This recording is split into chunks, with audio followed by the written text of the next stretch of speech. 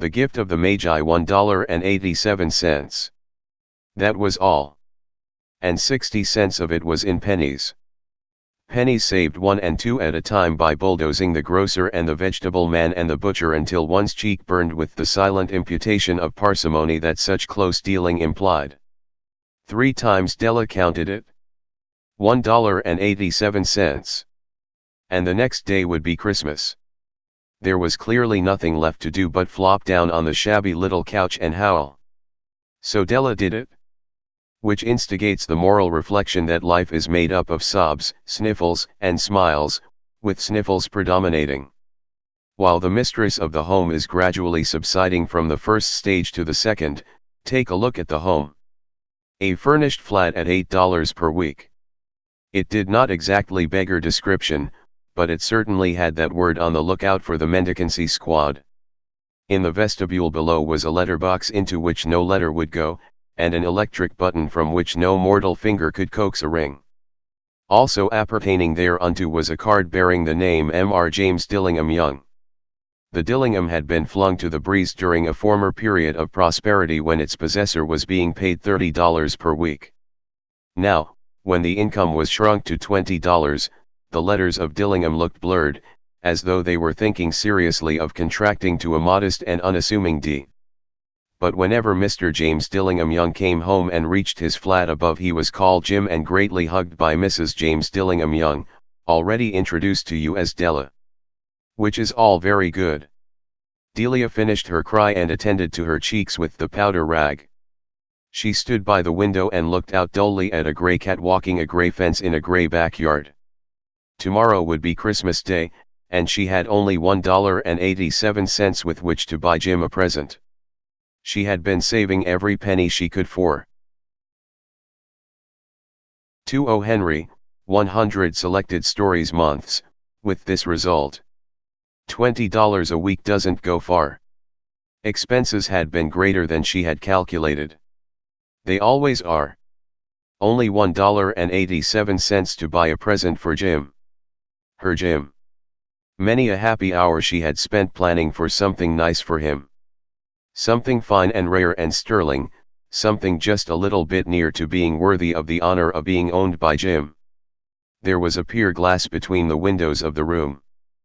Perhaps you have seen a pier-glass in an $8 flat. A very thin and very agile person may, by observing his reflection in a rapid sequence of longitudinal strips, obtain a fairly accurate conception of his looks. Della, being slender, had mastered the art. Suddenly she whirled from the window and stood before the glass. Her eyes were shining brilliantly, but her face had lost its color within 20 seconds. Rapidly she pulled down her hair and let it fall to its full length. Now, there were 2 possessions of the James Dillingham Youngs in which they both took a mighty pride. One was Jim's gold watch that had been his father's and his grandfather's. The other was Della's hair. Had the Queen of Sheba lived in the flat across the Ayers Haft, Della would have let her hair hang out the window some day to dry just to depreciate Her Majesty's jewels and gifts. Had King Solomon been the janitor, with all his treasures piled up in the basement, Jim would have pulled out his watch every time he passed, just to see him pluck at his beard from envy. So now Della's beautiful hair fell about her, rippling and shining like a cascade of brown waters. It reached below her knee and made itself almost a garment for her. And then she did it up again nervously and quickly. Once she faltered for a minute and stood still while a tear or two splashed on the worn red carpet. On went her old brown jacket, on went her old brown hat. With a whirl of skirts and with the brilliant sparkle still in her eyes, she fluttered out of the door and down the stairs to the street. Where she stopped the sign read, Madame Sofronie. Hair goods of all kinds. One flight up Della ran, and collected herself, panting. Madam, large, too white, chilly, hardly looked the Sofronie. Will you buy my hair? Asked Della. I buy hair, said Madame. Take your hat off and let's have a sight at the looks of it. Down rippled the brown cascade. $20, said Madame, lifting the mass with a practiced hand. Give it to me quick, said Della. Oh, and the next 2 hours tripped by on rosy wings. Forget the hashed metaphor. She was ransacking the stores for Jim's present. She found it at last. It surely had been made for Jim and no one else. There was no other like it in any of the stores, and she had turned all of them inside out. It was a platinum fob chain, simple and chaste in design, properly proclaiming its value by substance alone and not by meretricious ornamentation, as all good things should do. It was even worthy of the watch. As soon as she saw it she knew that it must be Jim's. It was like him. Quietness and value, the description applied to both. $21 they took from her for it, and she hurried home with the 87 cents. With that chain on his watch Jim might be properly anxious about the time in any company. Grand as the watch was, he sometimes looked at it on the sly on account of the old leather strap that he used in place of a chain. When Della reached home her intoxication gave way a little to prudence and reason. She got out her curling irons and lighted the gas and went to work repairing the ravages made by generosity added to love. Which is always a tremendous task, dear friends, a mammoth task. Within 40 minutes her head was covered with tiny, closely-in curls that made her look wonderfully like a truant schoolboy. She looked at her reflection in the mirror long, carefully, and critically. If Jim doesn't kill me, she said to herself, before he takes a second look at me, he'll say I look like a Coney Island chorus girl. But what could I do? Oh. What could I do with $1.87? At 7 o'clock the coffee was made and the frying pan was on the back of the stove, hot and ready to cook the chops. Jim was never late. Della doubled the fob chain in her hand and sat on the corner of the table near the door that he always entered. Then she heard his step on the stair away down on the first flight, and she turned white for just a moment. She had a habit of saying little silent prayers about the simplest everyday things, and now she whispered, "Please God, make him think I am still pretty." The door opened and Jim stepped in and closed it. He looked thin and very serious. Poor fellow, he was only 22, and to be burdened with a family. He needed a new overcoat and he was without gloves. Jim stepped inside the door, as immovable as a setter at the scent of quail. His eyes were fixed upon Della, and there was an expression in them that she could not read, and it terrified her. It was not anger, nor surprise, nor disapproval, nor horror, nor any of the sentiments that she had been prepared for. He simply stared at her fixedly with that peculiar expression on his face. Della wriggled off the table and went for him. "Jim, darling," she cried, "don't look at me that way. I had my hair cut off and sold it because I couldn't have lived through Christmas without giving you a present. It'll grow out again, you won't mind, will you? I just had to do it. My hair grows awfully fast. Say Merry Christmas, Jim, and let's be happy. You don't know what a beautiful, nice gift I've got for you." "You've cut off your hair?" asked Jim, laboriously, as if he had not arrived at that patent fact yet even after the hardest mental labor. "Cut it off and sold it," said Della. "Don't you like me just as well, anyhow? I'm me without my hair, ain't I?" Jim looked about the room curiously. "You say your hair is gone," he said with an air almost of idiocy. "You needn't look for it," said Della. "It's sold, I tell you, sold and gone, too. It's Christmas Eve, boy. Be good to me, for it went for you. Maybe the hairs of my head were numbered," she went on with a sudden serious sweetness, "but nobody could ever count my love for you. Shall I put the chops on, Jim?" Out of his trance Jim seemed quickly to wake. He enfolded his Della. For 10 seconds let us regard with discreet scrutiny some inconsequential object in the other direction. $8 a week or $1 million a year, what is the difference? A mathematician or a wit would give you the wrong answer. The Magi brought valuable gifts, but that was not among them. This dark assertion will be illuminated later on. Jim drew a package from his overcoat pocket and threw it upon the table. "Don't make any mistake, Dell, he said, about me. I don't think there's anything in the way of a haircut or a shave or a shampoo that could make me like my girl any less. But if you'll unwrap that package you may see why you had me going a while at first. White fingers and nimble tore at the string and paper. And then an ecstatic scream of joy, and then, alas, a quick feminine change to hysterical tears and wails, necessitating the immediate employment of all the comforting powers of the lord of the flat. For there lay the combs, the set of combs, side and back, that Della had worshipped for long in a Broadway window. Beautiful combs, pure tortoise shell, with jeweled rims, just the shade to wear in the beautiful vanished hair. They were expensive combs, she knew, and her heart had simply craved and yearned over them without the least hope of possession. And now they were hers, but the tresses that should have adorned the coveted adornments were gone. But she hugged them to her bosom, and at length she was able to look up with dim eyes and a smile and say, "My hair grows so fast, Jim." And then Della leaped up like a little singed cat and cried, "Oh, oh." Jim had not yet seen his beautiful present. She held it out to him eagerly upon her open palm. The dull precious metal seemed to flash with the reflection of her bright and ardent spirit. "Isn't it a dandy, Jim? I hunted all over town to find it. You'll have to look at the time 100 times a day now. Give me your watch. I want to see how it looks on it." Instead of obeying, Jim tumbled down on the couch and put his hands under the back of his head and smiled. "Dell," said he, "let's put our Christmas presents away and keep 'em a while. They're too nice to use just at present. I sold the watch to get the money to buy your combs. And now suppose you put the chops on."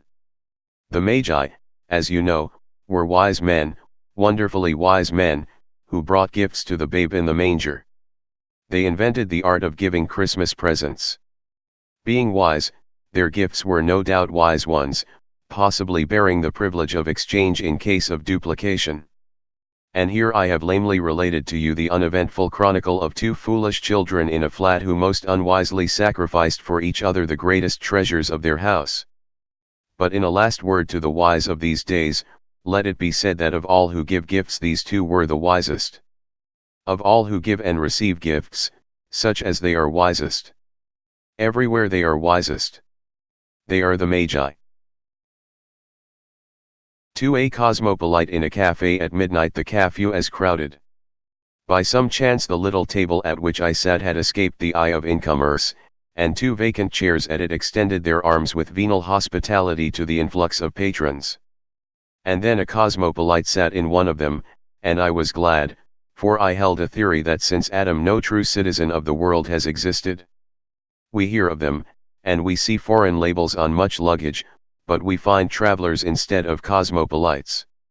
I invoke your consideration of the scene, the marble-topped tables, the range of leather-upholstered wall seats, the gay company, the ladies dressed in demi-state toilets, speaking in an exquisite visible chorus of taste, economy, opulence, or art, the sedulous and largest loving garçons, the music wisely catering to all with its raids upon the composers, the melange of talk and laughter, and, if you will, the Würzburger in the tall glass cones that bend to your lips as a ripe cherry sways on its branch to the beak of a robber jay. I was told by a sculptor from Mochchunk that the scene was truly Parisian. My cosmopolite was named E. Rushmore Coghlan, and he will be heard from next summer at Coney Island. He is to establish a new attraction there, he informed me, offering kingly diversion. And then his conversation rang along parallels of latitude and longitude. He took the great, round world in his hand, so to speak, familiarly, contemptuously, and it seemed no larger than the seed of a maraschino cherry in a table d'hôte grapefruit. He spoke disrespectfully of the equator, he skipped from continent to continent, he derided the zones, he mopped up the high seas with his napkin. With a wave of his hand he would speak of a certain bazaar in Hyderabad. Whiff! He would have you on skis in Lapland. Zip! Now you rode the breakers with the Canucks at Key Lake hiking. Presto! He dragged you through an Arkansas postoke swamp, let you dry for a moment on the alkali plains of his Idaho ranch, then whirled you into the society of Viennese archdukes. Anon he would be telling you of a cold he acquired in a Chicago lake breeze and how old Escamilla cured it in Buenos Aires with a hot infusion of the chuck-hula weed. You would have addressed the letter to E. Rushmore Coghlan, ESQ, the Earth, Solar System, the Universe, and have mailed it, feeling confident that it would be delivered to him. I was sure that I had at last found the one true cosmopolite since Adam, and I listened to his worldwide discourse fearful lest I should discover in it the local note of the mere globe-trotter. But his opinions never fluttered or drooped, he was as impartial to cities, countries, and continents as the winds or gravitation.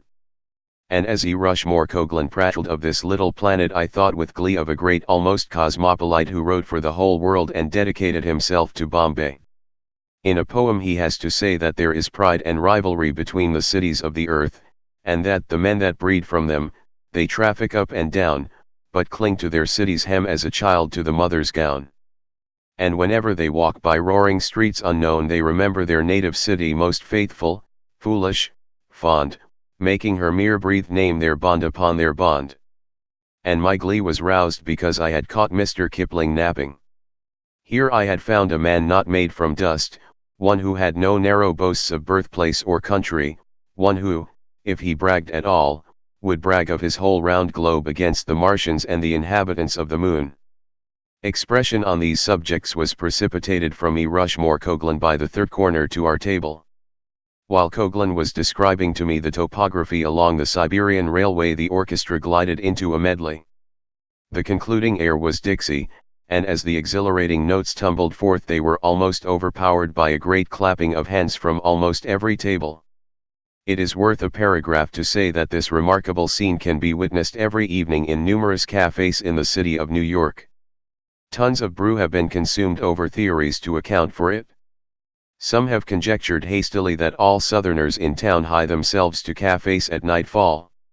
This applause of the rebel air in a northern city does puzzle a little, but it is not insolvable. The war with Spain, many years' generous mint and watermelon crops, a few long-shot winners at the New Orleans racetrack, and the brilliant banquets given by the Indiana and Kansas citizens who compose the North Carolina Society, have made the South rather a fad in Manhattan. Your manicure will lisp softly that your left forefinger reminds her so much of a gentleman's in Richmond, Virginia. Oh, certainly, but many a lady has to work now, the war, you know. When Dixie was being played a dark-haired young man sprang up from somewhere with a Mosby gorilla yell and waved frantically his soft-brimmed hat. Then he strayed through the smoke, dropped into the vacant chair at our table and pulled out cigarettes. The evening was at the period when reserve is thawed. One of us mentioned 3 Würzburgers to the waiter, the dark-haired young man acknowledged his inclusion in the order by a smile and a nod. I hastened to ask him a question because I wanted to try out a theory I had. Would you mind telling me, I began, whether you are from? The fist of E. Rushmore Coghlan banged the table and I was jarred into silence. Excuse me, said he, but that's a question I never like to hear asked. What does it matter where a man is from? Is it fair to judge a man by his post office address? Why, I've seen Kentuckians who hated whiskey, Virginians who weren't descended from Pocahontas, Indianians who hadn't written a novel, Mexicans who didn't wear velvet trousers with silver dollars sewed along the seams, funny Englishmen, spendthrift Yankees, cold-blooded Southerners, narrow-minded Westerners, and New Yorkers who were too busy to stop for an hour on the street to watch a one-armed grocer's clerk do up cranberries in paper bags. Let a man be a man and don't handicap him with the label of any section. Pardon me, I said, but my curiosity was not altogether an idle one. I know the South, and when the band plays Dixie I like to observe. I have formed the belief that the man who applauds that air with special violence and ostensible sectional loyalty is invariably a native of either Secaucus, NJ, or the district between Murray Hill Lyceum and the Harlem River, this city. I was about to put my opinion to the test by inquiring of this gentleman when you interrupted with your own, larger theory, I must confess. And now the dark-haired young man spoke to me, and it became evident that his mind also moved along its own set of grooves. "I should like to be a periwinkle," said he, mysteriously, "on the top of a valley, and sing turaluraloo." This was clearly too obscure, so I turned again to Coghlan. "I been around the world 12 times, said he. "I know an Eskimo in Upper Navik who sends to Cincinnati for his neckties, and I saw a goat herder in Uruguay who won a prize in a Battle Creek breakfast food puzzle competition. I pay rent on a room in Cairo, Egypt, and another in Yokohama all the year round. I've got slippers waiting for me in a tea house in Shanghai, and I don't have to tell em how to cook my eggs in Rio de Janeiro or Seattle. It's a mighty little old world. What's the use of bragging about being from the north, or the south, or the old manor house in the Dale, or Euclid Avenue, Cleveland, or Pikes Peak, or Fairfax County, Virginia, or Hooligans Flats or any place? It'll be a better world when we quit being fools about some mildewed town or 10 acres of swampland just because we happen to be born there." "You seem to be a genuine cosmopolite," I said admiringly. "But it also seems that you would decry patriotism." "A relic of the Stone Age," declared Coghlan warmly. "We are all brothers, Chinamen, Englishmen, Zulus, Patagonians, and the people in the bend of the Kor River. Some day all this petty pride in one city or state or section or country will be wiped out, and we'll all be citizens of the world, as we ought to be. But while you are wandering in foreign lands," I persisted, "do not your thoughts revert to some spot, some dear and nary spot," interrupted Coghlan flippantly. "The terrestrial, globular, planetary hunk of matter, slightly flattened at the poles, and known as the Earth, is my abode. I've met a good many object-bound citizens of this country abroad. I've seen men from Chicago sit in a gondola in Venice on a moonlight night and brag about their drainage canal. I've seen a southerner on being introduced to the King of England hand that monarch, without batting his eyes, the information that his grandaunt on his mother's side was related by marriage to the Perkinses, of Charleston. I knew a New Yorker who was kidnapped for ransom by some Afghanistan bandits. His people sent over the money and he came back to Kabul with the agent. Afghanistan, the natives said to him through an interpreter. Well, not so slow, do you think? Oh, I don't know, says he, and he begins to tell them about a cab driver at 6th Avenue and Broadway. Those ideas don't suit me. I'm not tied down to anything that isn't 8,000 miles in diameter. Just put me down as E. Rushmore Coghlan, citizen of the terrestrial sphere. My cosmopolite made a large ado and left me, for he thought that he saw someone through the chatter and smoke whom he knew. So I was left with the would-be periwinkle, who was reduced to Würzburger without further ability to voice his aspirations to perch, melodious, upon the summit of a valley. I sat reflecting upon my evident cosmopolite and wondering how the poet had managed to miss him. He was my discovery and I believed in him. How was it? The men that breed from them they traffic up and down, but cling to their city's hem as a child to the mother's gown. Not so E. Rushmore Coghlan. With the whole world for his my meditations were interrupted by a tremendous noise and conflict in another part of the cafe. I saw above the heads of the seated patrons E. Rushmore Coghlan and a stranger to me engaged in terrific battle. They fought between the tables like titans, and glasses crashed, and men caught their hats up and were knocked down, and a brunette screamed, and a blonde began to sing teasing. My cosmopolite was sustaining the pride and reputation of the earth when the waiters closed in on both combatants with their famous flying wedge formation and bore them outside, still resisting. I called McCarthy, one of the French garçons, and asked him the cause of the conflict. The man with the red tie, that was my cosmopolite, said he, got hot on account of things said about the bum sidewalks and water supply of the place he come from by the other guy. Why, said I, bewildered, that man is a citizen of the world, a cosmopolite. He, originally from Mattawamkeag, Maine, he said, continued McCarthy, and he wouldn't stand for no knock in the place.